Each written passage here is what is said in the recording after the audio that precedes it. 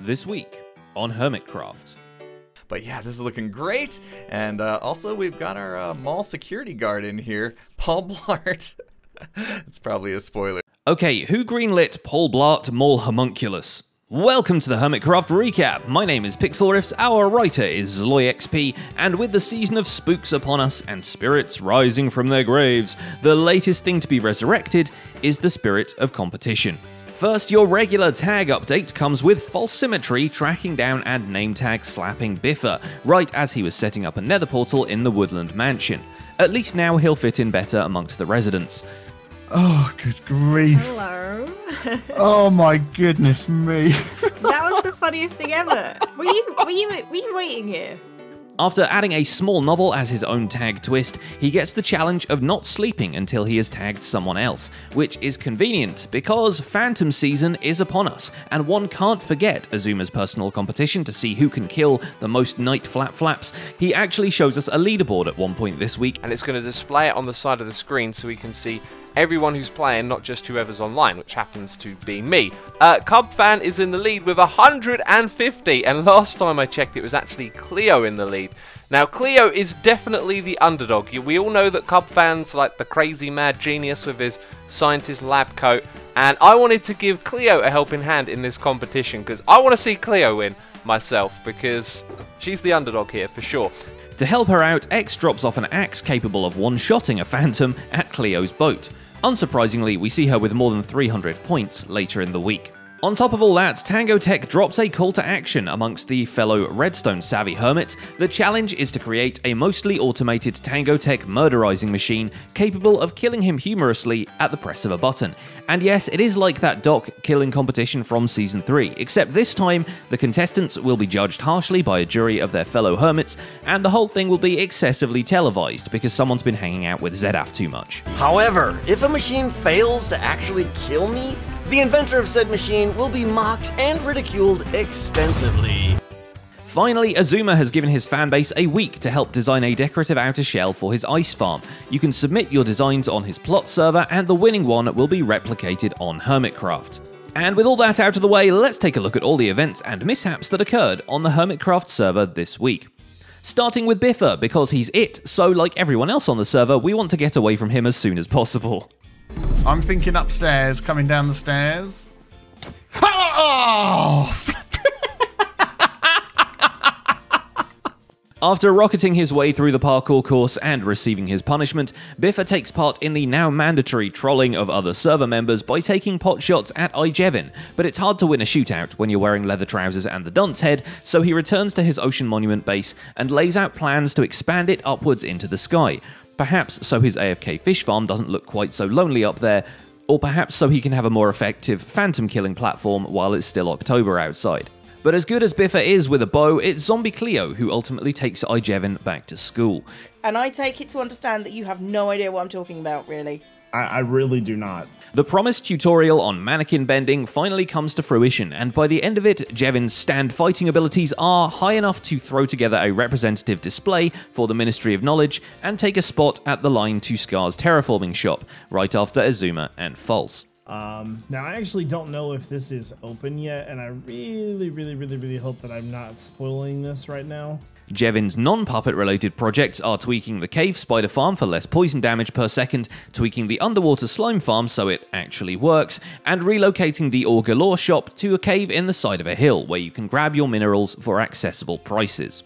But this cave will have to pull in some serious cash to replenish Jevin's diamond reserves after Doc M77 lures him into the stock exchange business. And the siren song playing from the back of the stock exchange is actually elevator music, custom composed by Noteblock legend Grande.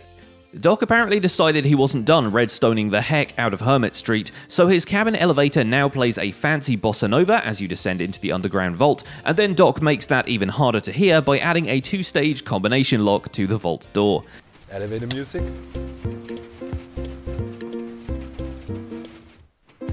The lag.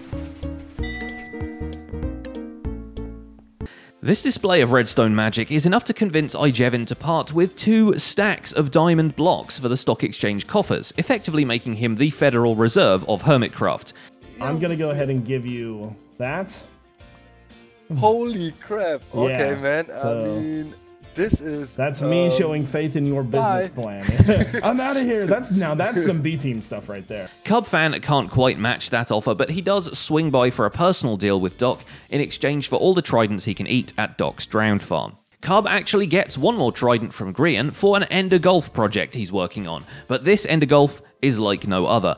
The distance between the holes is so astronomical one could never cross it without a substantial number of Ender Pearls, so to try and cover the ground in as few throws as possible, the player will have to use Riptide tridents to propel themselves against a wall, thereby stacking the velocity of the Ender Pearl with the velocity of Riptide. Yeah, pretty much. There you go. That felt good. Nice. That felt really good.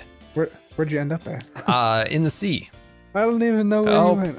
Help. See if you can come back this way. Back in Convex Land, Cubfan installs a concrete and stripped log converter to the wood farm, covers up the kelp farm with an industrial facade, and assembles a 1 million item storage unit to help sift through all the stuff the Vexes have laying around. Something along those lines would help Skaar a great deal now he's started work on an actual storage system for his many Shulkerbox mountains. This being Skaar though, he starts construction by terraforming the insides of the pirate volcano into sizzling ashes, and not by adding some sizzling redstone to sort his stuff for him. After all, it is his terraforming that people literally get in line for, and one can now experience the best of it on a roller coaster in the belly of Skaar's landscaping shop. Just be wary, if it doesn't blow you away with the landscape, it might just blow you away with TNT. There we go. Oh wait, okay, there's actually a track piece missing. Nice! That is exactly what we wanted. Oh, jeez. Oh, God. Hi. A little late, Grian. A little late.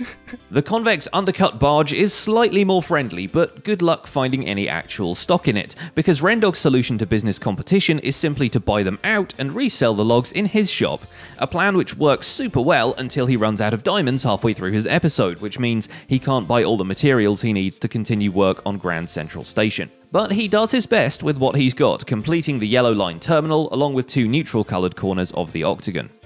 All of this glass will get sorted out. We're going to be adding a lot of stuff above the glass so that it's not going to look so flat, but yeah, we still got a long way to go on this project. Across the water, Python is putting a similar amount of white concrete into constructing a larger modern house in his new base area. This one seems designed for more comfortable living though, with an enchanting nook and a few more water features. Given that most of the surroundings are made of concrete powder, the water features might have caused Python a little off-camera trouble, but the less said about that, the better.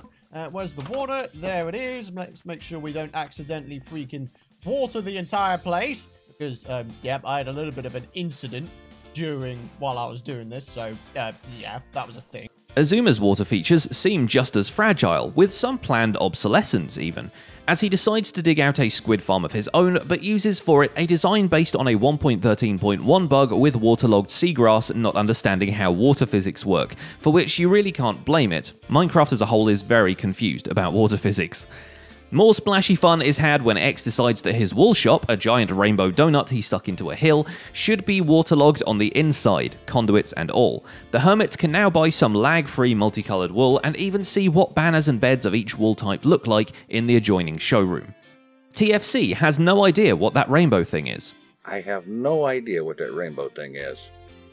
The important thing is it wasn't a potion shop, which TFC has been in dire need of because he lacks the blaze rods or powder to brew anything himself, and would like some fire resistance potions to avoid any further incidents. Eventually, he tracks down Joe Hills' alchemy stand in the Fantasy District and bottles a few anti-inflammatories to use later, but he still posts a bounty in the Mindtasm shop offering diamonds in exchange for blaze rods. Luckily, false Symmetry comes to his aid and drops a handful of rods at the entrance to his base, allowing him to finish brewing the rest of his supplies, but he's still keen to acquire more as crafting materials for end rods. This vault isn't going to light itself, especially since large areas of it are being converted into an underground park for the sake of the residents' sanity. False Symmetry goes on an adventure this week, the one Cubfan prepared for her in retaliation for the explosive diamond ore prank. All 3 of the ores are received without a hiccup, and she doesn't even have to blow up her way into the Cave of Wonders despite having to wait forever for it to open. Oh my goodness, I didn't hear anything. I thought I'd hear like a little noise. I'm so glad I like stood there and waited and nothing's here. Okay, you know what? I reckon this is just a cave that he's just decided to put loads of terracotta over. Zedaf prepares for himself a different kind of adventure. Too late to take the lead on Phantom Hunt, he still wanted to have some fun with it. So the challenge he has come up with is to kill as many phantoms as he can in as many different ways as he can think of. This hits a full stop after Zed decides to blow one up and ends up brainstorming TNT phantom zappers for the rest of the video. It's actually pretty great fun. Try it yourself if you've got a steady supply of gunpowder and cobwebs. He did, but he survived it. Oh, they're so strong. They're so strong. Oh no. Okay, right. It's getting really tense now. Let's put this up like that. Oh no, no, no, no, no, no, no, no. Yeah. Getting hold of cobwebs has never been easier thanks to Joe Hills' Halloween shop, which finally opens up and makes its first sales to Good Times with Skaar. Joe himself is getting into the Halloween spirit by dressing up as the ghost of 2016's memes.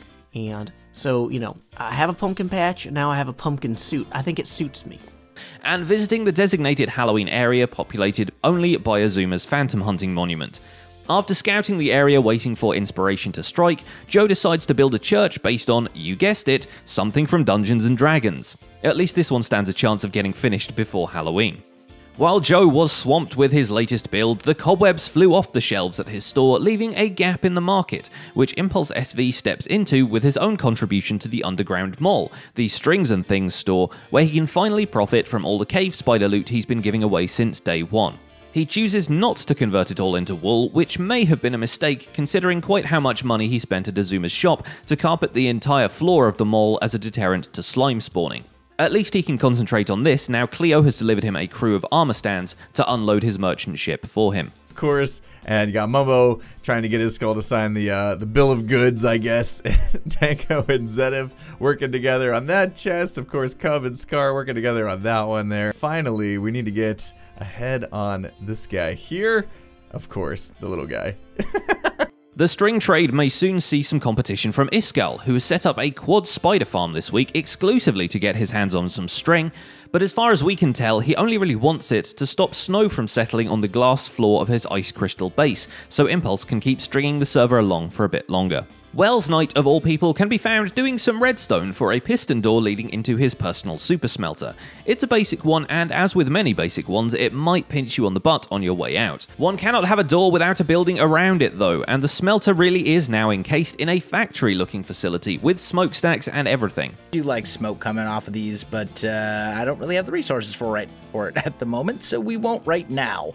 Tango Tech, on the other hand, tries some landscaping for a change. As a result, the volcano he made for his Titan Farm golems to fly into kind of breaks the drop chute, and the miniature island housing it is slowly flooded with Paul Blart's distant relatives. Please, no, 4. Oh, this is bad. Yeah, this is bad. Hi, friend. Say hello to the... Yeah, there you go. No, a little more, There you go. Get in there. Just like, I took out like 4 pieces of glass, and that was enough for them to fall through. Get in there. Quit messing around. Mumbo apparently didn't get the memo about Tango reclaiming the Iron Throne because he heads to Jevin's shop looking for materials for hoppers and finds it more or less completely empty, just as Mumbo decided to update his storage system because the redstone was making it too laggy. One way or another, Mumbo gets the iron he needs and remodels the storage parts of the Mumball into bulk storage for common resources and filtered double chests for everything else. Although if Grian keeps raining stuff on him from the sky, it might fill up sooner than he thinks. Whoa, what the heck? So there's a chicken here, and yeah, no. Did anyone just see? Grian's flying through stuff. That looks spectacular. Where does he get the eggs from as well? Like, where does he source this many eggs?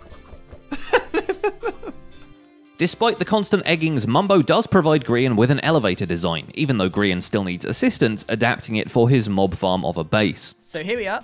Oh, I immediately broke it. This is why you don't press F5. Of all additional stories it grows this week, the most notorious is the underground matrix room Grian dreamed up last week. The road to actually accomplishing it though is a tough and thorny one. Idea after idea of how to get a fully white map keeps not working out for him, from elevations actually showing up on maps to them straight up not working in the nether. Finally, Grian flattens out a large enough area in the desert and covers it with snow. Yes, we're not sure how that works either, but now thanks to these efforts and a whole lot of item frames, he can make himself lost in his own basement on a whole new level. Easy. Now, in order to make an exit, I had to make a little corner, but I've kind of lost it. If I walk around, I'll find it, I promise.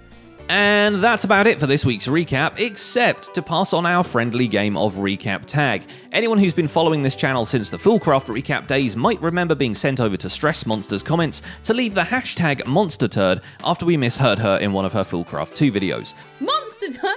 Monster turn! Monster turn!